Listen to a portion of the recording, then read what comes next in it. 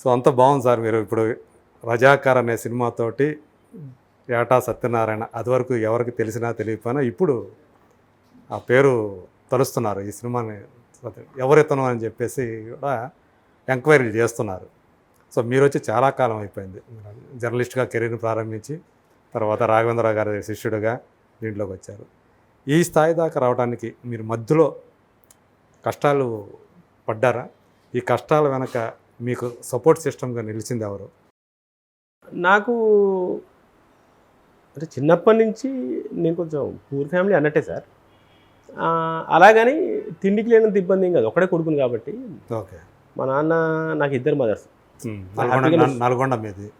చిట్యాల మాది. యాక్చువల్ చిట్యాల కాదు, రామన్నపేట మండలం ఉత్తటూరు మా విలేజ్. ఓకే. కానీ మేము పెరిగిందంతా చిట్యాలే. మా ఊరు వాళ్ళందరూ కూడా చిట్యాలనే చెప్తారు. చిట్యాలతోనే అనుబంధంగా ఉంటారు. సగం ఫ్యామిలీ చిట్యాలనే ఉంటాయి. ఇంకా టౌన్ కాబట్టి, దగ్గరున్న టౌన్ కాబట్టి. సో నేను పెరిగిందంతా చిట్యాలనే. జర్నలిస్ట్గా చిట్యాలలో నల్గొండలో పనిచేసిన తర్వాత అప్పుడు నేను ఆంధ్రప్రభలో చేసేవాడిని. ఇక్కడికి వచ్చే టైంకి కాంట్రాక్ట్ బేసిక్ ఉండేది, మీకు ఐడియా ఉంది. అప్పట్లో నాకు 3,000 శాలరీ ఉండేది. 3,000 శాలరీ వదులుకొని వెళ్ళిపోతే ఎట్లా అనే భయం. 97, 98 ఆ టైంలో. అక్కడ ఉంటే కొంచెం ప్రమోషన్ వస్తుంది, డిస్ట్రిక్ట్ స్టాఫర్ అవ్వచ్చు, ఇలా ఉండేది. సరే ఇప్పుడు ఊరెళ్ళి వస్తాను. మా జకీర్ గారికి, స్టాఫర్ జకీర్ గారు ఉన్నారు కదా ఇప్పుడు టీవీ నైన్, జకీర్ మా స్టాఫర్. అక్కడ ఆయనకు చెప్పేసి ఇక్కడికి వచ్చి లెటర్ రాశారు.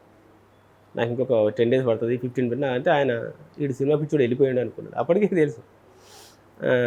అప్పుడు నేను కల్చరల్ న్యూస్ ఎక్కువ చూసుకునేవాడిని. అక్కడ కల్చరల్ న్యూస్ ఎక్కువ రాదు. ఏదైనా సినిమా వాళ్ళు వచ్చారంటే వాళ్ళ ఇంటర్వ్యూ కంపల్సరీ ఉండేది అక్కడి నుంచి. ఓకే. సో ఇక్కడికి వచ్చిన తర్వాత ఎవరినైతే నమ్మొచ్చానో వాళ్ళు కొంచెం ఇబ్బంది పెట్టారు నన్ను. నాకు ఒక షెల్టర్ ఉందని నమ్మొచ్చిన వాళ్ళు 1 monthలోనే బయటికి పంపించేశారు హైదరాబాద్లో. ఇంకా అప్పుడు కొంచెం ఫుట్పాత్ మీద ఉండాల్సి వచ్చింది. ఒక 15 రోజులు నేను గ్రంథాలయం ముందు, ఖైరతాబాద్ గ్రంథాలయం ముందు పేపర్ వేసుకొని పడుకునేవాడిని. ఎదురుగా వర్తమానం పత్రిక ఉండేది అప్పట్లో. ఓకే. నేను వర్తమానానికి వర్క్ చేసి ఉన్నా స్టార్టింగ్లో. ఓకే. సో ఆ గ్రంథాలయంలో పడుకోవడం, 4 గంటలకు అప్పుడు పేపర్ వెహికల్స్ వచ్చేది. వచ్చినప్పుడు నేను టక్కున లోపలికి వెళ్ళిపోయి ఆ సంచి ఉండేది, మన జర్నలిస్ట్ బ్యాగ్ ఉంటుంది కదా పొడుగు. నాకు ఏపీయూడబ్ల్యూజే మెంబర్ అప్పుడు నేను. ఆ బ్యాగ్ ఉండేది, ఆ బ్యాగ్తోనే వచ్చా. ఆ బ్యాగ్ అక్కడ తగిలిచ్చేసి ఆ రూమ్లోకి వెళ్ళిపోయి గోపాల పళ్ళపేరుతో పళ్ళు తోముకొని టకటక స్నానం చేసేసి అందులోనే బట్టలు ఉత్తుకొని ఇంకో డ్రెస్ ఒక అబ్రిక్ కవర్లో బ్యాగ్లో పెట్టుకుని మళ్ళీ బయటకు వచ్చేసి, అంటే పేపర్ వెహికల్స్తో పాటు అందరూ వస్తారు కదా, ఎవరెవడో ఏం తెలిసేది కాదు. మళ్ళీ ఆ గోడ మీద ఆరేసి గ్రంథాలయంలో కాసేపు పడుకొని పక్కకు ఉడిపి హోటల్ ఉండేది.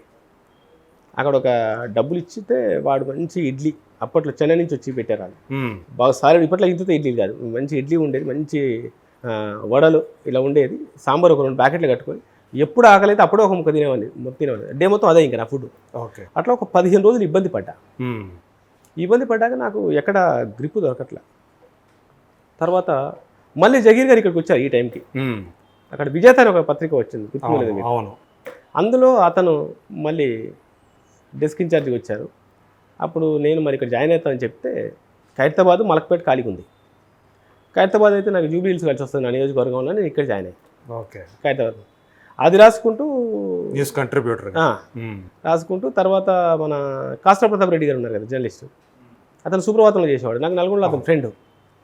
సుప్రభాతంకి కూడా కొన్ని ఫ్రీలాన్సర్గా సినిమా ఆర్టికల్స్ రాసుకుంటూ, మన విజయబాబు గారు ఆంధ్రప్రభలో సబ్ ఎడిటర్ ఉండేవారు. ఓకే. అప్పటికి ఎడిటర్ అవ్వలే ఇంకా. ఆయన నాకు ఫ్రెండ్, అసోసియేటెడ్గా ఉండే.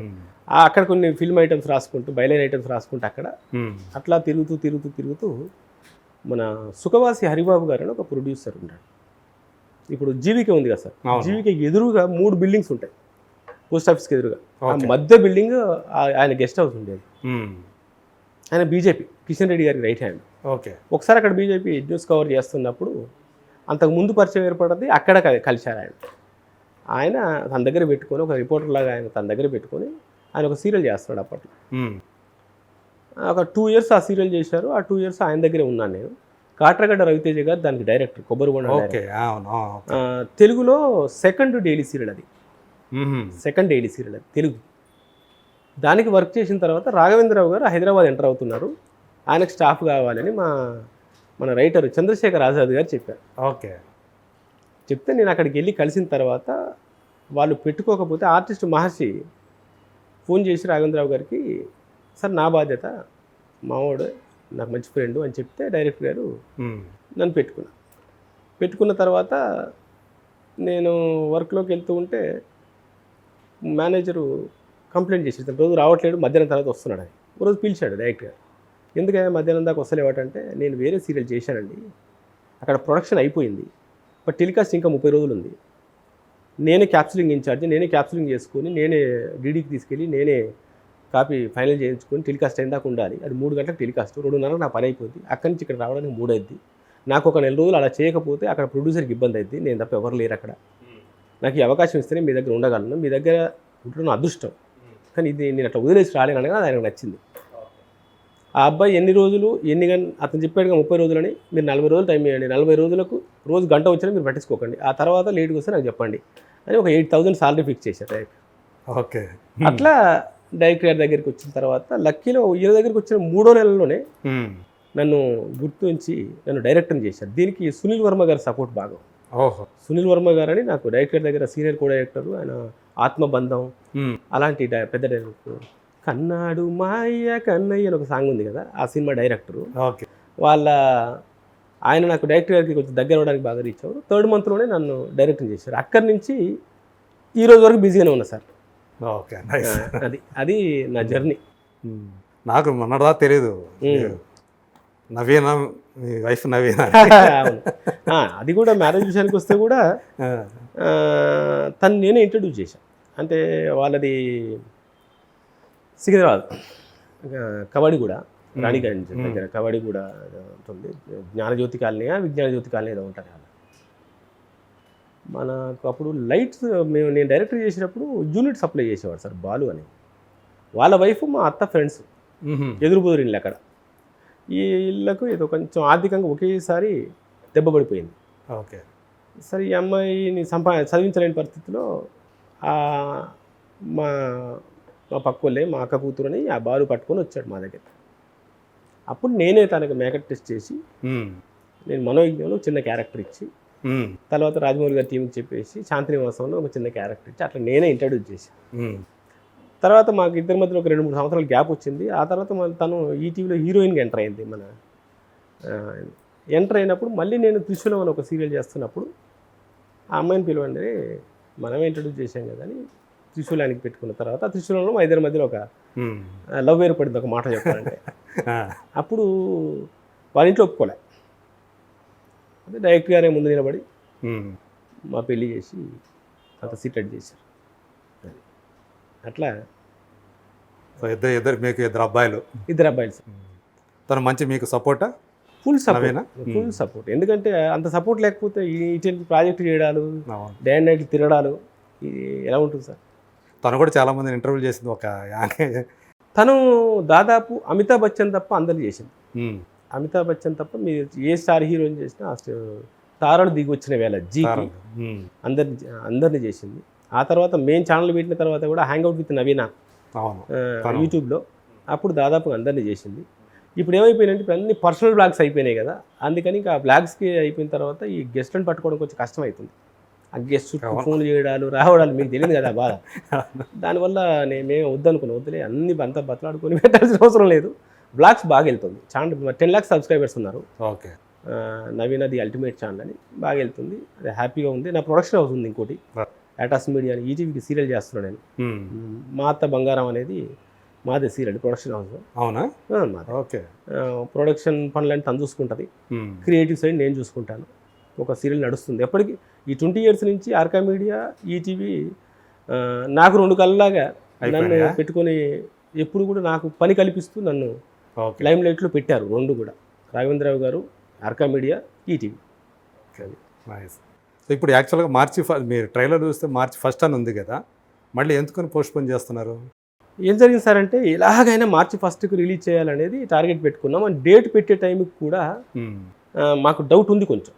అయితే విషయం ఏంటంటే, చాలామందికి ఇప్పుడు మీకు కొంచెం క్లుప్తంగా చెప్పాల్సి ఏంటంటే, గతంలో మేము టీజర్ రిలీజ్ చేసినప్పుడు, పోస్టర్ రిలీజ్ చేసినప్పుడు ఎలక్షన్స్ కోసం చేస్తున్నారన్నారు. పోస్టర్ రిలీజ్ చేసిన టైంలో మాది 20% షూటింగ్ అవ్వాలి.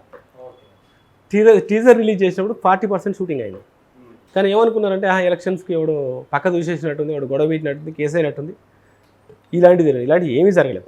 బయట గొడవలు జరుగుతున్నాయి కానీ మాకేం జరగలేదు. సో ఇప్పటికైనా లేట్ అయితే స్టేల్ అయినట్టు అయిపోద్ది అనే ఉద్దేశంతో ఏదైనా ఫస్ట్ రిలీజ్ చేయాల్సిందే అని డే అండ్ నైట్ పని చేద్దామని మేము అనుకున్నాం. మొత్తం హెచ్ఓడిస్ని పిలిచి మొత్తం పెట్టుకుని కూర్చున్నాం. కూర్చున్న తర్వాత అన్నపూర్ణ వాళ్ళతో కూడా డిస్కస్ చేసి రావు గారితో సివి రావు గారితో అంతా చేస్తే సార్ కష్టమే, మీరు ఏదైనా సెకండ్ వీక్ వెళ్తే కొంచెం అందించగలం కానీ మా ప్రొడ్యూసర్ గారు ఏం చేశారంటే ఒక స్ట్రాంగ్ పెడితే తప్ప అవ్వదు అన్న ఉద్దేశంతో గట్టిగా ఫస్ట్ అని ఖచ్చితంగా అనౌన్స్ చేశారు. మా ఎవరు కూడా ఇష్టం లేదు, అట్లనే ఇంకా పని ముందుకు వెళ్తుంది, ఫాస్ట్గా వెళ్తుంది. ఓకే, అట్లా అనౌన్స్ చేసిన తర్వాత ఏంటంటే ప్రాక్టికల్గా అవ్వట్ల, ఏదైనా క్వాలిటీ తెలుస్తుంది. ఇంకా సీజీలు రావాలి, ఇంకా 200 షార్ట్స్ రావాలి, అటు మిక్సింగ్ అవ్వాలి, డిఐ అవ్వాలి, ఇవన్నీ ఉన్నాయి.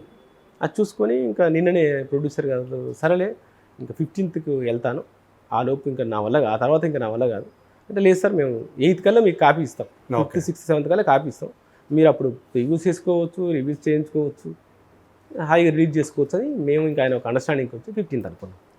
సో పొలిటికల్గా ఇది ఏమన్నా ఈ సినిమా ఏమన్నా గొడవలు సృష్టించడానికి అవకాశం ఉందా? ఏమన్నా ఎవరి దగ్గర నుంచి అంటే వ్యక్తుల దగ్గర నుంచి కాకుండా పొలిటికల్, ఇప్పుడు గతంలో బీఆర్ఎస్ ఉంది, ఇప్పుడు కాంగ్రెస్ ఉంది. సో మీది బీజేపీకి సంబంధించినటువంటి ప్రొడ్యూసర్ కాబట్టి దీనికి అడ్డంకులు సృష్టించే అవకాశం ఏమన్నా కనిపిస్తుందా మీకు? ఏమన్నా అటువంటిది ఏమన్నా ఉందా? అంటే ఒకసారి అడ్డంకులు సృష్టించాలి అంటే అడ్డంకులు పేపర్ న్యూస్ వరకు, ఇంటర్వ్యూస్ వరకే పరిమితం అయితే సృష్టించి ఉపయోగం లేదు. ఓకే, అది అంతవరకే పరిమితం అవుతాయి.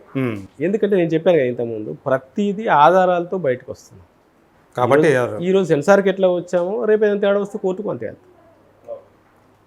కాబట్టి ఇక్కడ ఏది ఆగిపోవడానికి లేదు. ఇది బీజేపీ సినిమా అంతకన్నా కాదు. ఇంకోటి పొలిటికల్గా వీళ్ళు ఎవరు అడ్డుపడతారని నేను అనుకోవట్లేదు. ఎందుకంటే గవర్నమెంట్లో ఉన్న కాంగ్రెస్, సర్దార్ వల్లభాయ్ పటేల్ ఎవరు? Congress deputy prime minister. Revanth Reddy గారు ఎలక్షన్స్కు ముందు ఇక్కడ రజాకార్ల గురించి, నిజాం ప్రభుత్వం గురించి ఎలా మాట్లాడారో మీకు తెలియదు కాదు ఏబిఎన్ ఇంటర్వ్యూలో. ఇవన్నీ పోతే మీకు ఒక మొన్న కూడా న్యూస్ చెప్పాను, వీళ్ళ కాంగ్రెస్ పార్టీ అధ్యక్షుడు మల్లికార్జున్ ఖర్గే, ఆయన 7 ఏళ్ల వయసులో ఉన్నప్పుడు రజాకార్లు ఆయన ముందు వాళ్ళ అమ్మని వాళ్ళ చెల్లిని చంపేసిన చరిత్ర ఉంది. మల్లికార్జున్ గారు 7 ఏళ్ల వయసులో ఉన్నప్పుడు రజాకార్లు వాళ్ళ అమ్మని వాళ్ళ చెల్లిని,